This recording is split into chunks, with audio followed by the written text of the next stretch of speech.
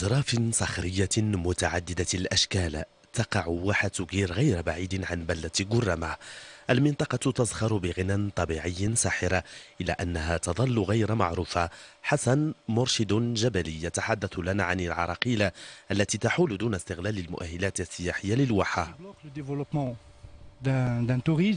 ما يحول دون تنمية السياحة هنا هو غياب البنية التحتية، فلا يمكن إيواء السائح إلا عند السكان.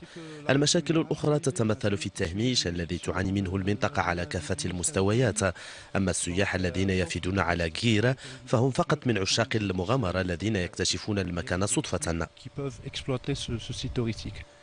تتواجد مضايق غير ضمن مدار سياحي ينطلق من ميدلت شمالا مرورا بمسالك جبلية وعرة تحتضن عشاق الرياضات الميكانيكية ومتسلق الجبال وكذا سباقات التحدي.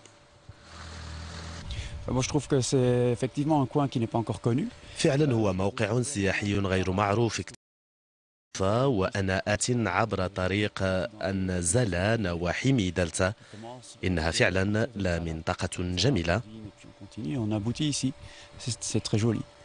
في الوقت الذي لم تنشأ فيه بعد مندوبية للسياحة بإقليم ميدلت الفتي، يظل هذا القطاع بمؤهلاته الكبيرة في حاجة إلى التأهيل واستغلال الثروة الطبيعية في خدمة